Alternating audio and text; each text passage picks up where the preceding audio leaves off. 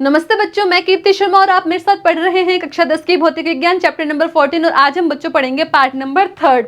तो बच्चों, इससे पहले वाले पार्ट में हम पढ़ चुके हैं कि किस प्रकार ऊष्मा का प्रसार होता है और किस प्रकार हमें ऊष्मा काम में ली जा सकती है। ठीक है बच्चों, आज हम पढ़ेंगे बच्चों कि जब ऊष्मा अधिक तापमान से कम तापमान की ओर प्रवाहित होती है तो किस सीमा पे आके उसका प्रवाह होना रुक जाता है। ठीक है, तो आपको पता है बच्चों कि हमेशा जो ताप होता है या ऊष्मा होती है वो अधिक तापमान से निम्न तापमान की ओर क्या होता है, प्रवाहित होता है। तो बच्चों हम पढ़ते हैं, देखो, जब दो विभिन्न ताप पर रखी वस्तुओं को साथ में रखते हैं तो ताप गर्म पिंड से ठंडे पिंड में तब तक स्थानांतरित होता है जब तक दोनों का ताप समान ना हो जाए। जैसे बच्चों, एक अपने पास ए कोई पिंड है और एक पिंड है बी। ठीक है, ये जो है ये गर्म पिंड है और ये जो है बी वो ठंडा पिंड है। ठीक है, तो अब आप बात करोगे कि जो ऊष्मा है, जो ताप है, वो किधर प्रवाहित होगा, तो ए से बी की तरफ होगा। ए से बी की तरफ होगा। कब तक होगा? जब तक इसका तापमान और इसका तापमान समान नहीं हो जाए तब तक होगा। ए से बी में होगा और जब तक समान नहीं हो जाए तब तक होगा। अब माना इन दोनों का टेम्परेचर बराबर हो गया। ठीक है, अब ना तो ताप इधर से इधर बहेगा ना इधर से इधर बहेगा। अब दोनों क्या है, दोनों का प्रवाह रुक जाएगा। ठीक है बच्चों, तो देखिए आगे बात करते हैं। तब दोनों पिंड तापीय साम्य अवस्था में होते हैं। तापीय साम्य प्राप्त करने के लिए गर्म पिंड ऊष्मा का त्याग करता है, क्योंकि ऊष्मा इस ए से ही तो बी में जा रही है, तो त्याग कौन कर रहा है? ए कर रहा है, और ग्रहण कौन कर रही है? ऊष्मा बी कर रही है। और जो ठंडा पिंड है वो समान मात्रा में ऊष्मा प्राप्त करता है। गर्म पिंड द्वारा ऊष्मा का क्षय ठंडे पिंड द्वारा ग्रहण की गई ऊष्मा के बराबर होता है। इससे यह निश्चित हो जाता है कि आसपास के वातावरण में ऊष्मा का कोई क्षय नहीं हुआ है।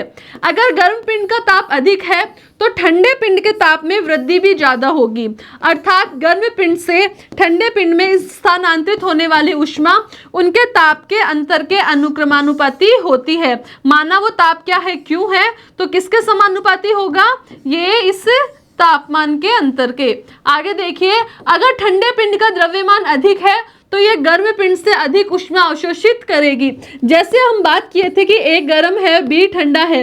अब ये जितना ज्यादा गर्म होगा, इसका तापमान जितना ज्यादा होगा, इससे होने वाली स्थानांतरित होने वाली ऊष्मा का मान भी उतना ही ज्यादा होगा। ठीक है, अब देखो ये किसके समानुपाती भी हो सकते हैं, ये द्रव्यमान के, कि अगर ये पिंड बड़ा है, ठीक है, तो इसका द्रव्यमान ज्यादा है तो इसके अंदर जो ऊष्मा की मात्रा है वो भी ज्यादा होगी अगर ये गर्म है तो, और इसमें स्थानांतरित होने वाला ऊष्मा का मान, ताप का मान भी क्या होगा? ज्यादा होगा, क्योंकि द्रव्यमान ज्यादा है। तो ये किसके समानुपाती हो गया? क्यों? m इंटू डेल्टा थीटा के। और अगर हम समानुपाती हटा के बराबर चिन्ह लगाएंगे तो क्या आ जाएगा? s आ जाएगा। s क्या है? स्थिरांक है, और q बराबर क्या हो जाएगा? m s delta theta. तो ये देखो s क्या होता है, ये जो s है वो आनुपातिक स्थिरांक है। इसका मान पदार्थ की प्रकृति पर निर्भर करता है कि पदार्थ की प्रकृति कैसी है, अलग अलग पदार्थों के लिए अलग अलग होता है। इसे पदार्थ की विशिष्ट ऊष्माधारिता भी कहते हैं। किसी पदार्थ की विशिष्ट ऊष्माधारिता क्या है? ऊष्मा की वह मात्रा है जो पदार्थ के 1 किलो द्रव्यमान का ताप 1 केल्विन बढ़ाने के लिए आवश्यक होती है। जैसे ये कोई पदार्थ है, कितना है पदार्थ? ये 1 किलो पदार्थ है। इसका ताप अभी जितना भी है उससे अगर अपन +1 केल्विन कर दे, 1 केल्विन बढ़ा दे, तो इसका ताप 1 केल्विन बढ़ाने के लिए इसको जितनी ऊष्मा की मात्रा चाहिए वो ही क्या है? S है, मतलब विशिष्ट ऊष्मा है। बात समझ में आ गई? विशिष्ट ऊष्माधारिता अथवा विशिष्ट ऊष्मा का ऐसा ही मात्रा क्या होता है? जूल प्रति किलोग्राम प्रति केल्विन होता है। अलग अलग पदार्थों के लिए विशिष्ट ऊष्माधारिता का मान भी क्या होता है? अलग अलग होगा। देखो अपने पास सारणी दी गई है, जिसे एल्यूमिनियम का दे रखा है आपको कितना? 875 विशिष्ट ऊष्मा का मान। ये जूल के अंदर है, ये कैलोरी में है। ऐसे ही तांबा, कच्चा लोहा, गड़ा लोहा, स्टील, शीशा, पीतल, बर्फ सबका दे रखा है और इधर दे रखा है। तो यहाँ बात करते हैं हम जल की। तो देखो जल, तो देखो यहाँ कैलोरी में देखेंगे सबसे ज्यादा किसकी आ रही है? जल की आ रही है 1, बाकी किसी की भी 1 नहीं आ रही है। तो सबसे सभी पदार्थों में जल की विशिष्ट ऊष्मा क्या है? सबसे ज्यादा है, मतलब सर्वाधिक है। अब क्वेश्चन नंबर 1 देखिए बच्चों, समान प्रारंभिक ताप पर रखी लोहे की दो गेंदों की जिनकी त्रिज्या r और 2r है गर्म किया जाता है, उन्हें क्रमशः दो अलग अलग बर्फ के डिब्बों A और B में डालते हैं। पिघली बर्फ का द्रव्यमान, तो देखिए आपको पता है 4 पाई r स्क्वायर है, ठीक है। अब यहाँ पे आपको क्या दे रखा है, r और 2r दे रखा है, ठीक है। तो 4 पाई तो दोनों में इक्वल हो जाएंगे।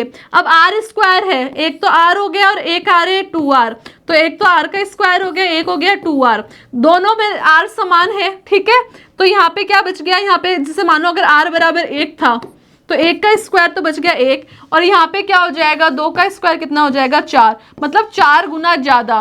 तो क्या होता है देखो, दोनों डिब्बों में बराबर होगा नहीं, ए में बी से दुगना होगा नहीं, बी में ए से दुगना होगा नहीं, बी में ए से 4 गुना होगा क्योंकि बी की त्रिज्या क्या है, ज्यादा है, 2r है, तो ये राइट हो गया। नेक्स्ट क्वेश्चन देखिए, 20 डिग्री सेल्सियस ताप पर 2 किलो द्रव्यमान की लोहे की गेंद ए और 20 डिग्री सेल्सियस ताप पर एक दूसरी लोहे की गेंद भी जिसका द्रव्यमान 1 किलो है संपर्क में रखने पर ऊष्मा का प्रवाह होगा। अब देखो बच्चों, ये भी 20 डिग्री सेल्सियस है, ये भी 20 डिग्री सेल्सियस है, दोनों कितनी है, 20 डिग्री सेल्सियस है। और तो जब समान ताप में है, मतलब साम्य अवस्था में है, तो ना तो इधर से इधर जाएगा ताप, ना इधर से इधर जाएगा, तो क्या होगा कि सिर्फ ए से बी की तरफ नहीं, सिर्फ बी से ए की तरफ नहीं, किसी भी दिशा में नहीं। तो ये हो गया राइट आंसर। नेक्स्ट क्वेश्चन देखिए, 0 डिग्री सेल्सियस पर रखी ठोस बर्फ को गर्म करने पर इसका ताप बढ़ेगा नहीं, गिरेगा नहीं, पूर्ण रूप से पिघलने तक कोई बदलाव नहीं होगा। बिल्कुल सही बात है, क्योंकि हमने क्या पढ़ा था कि जो 0 से 4 डिग्री सेल्सियस तक क्या होता है,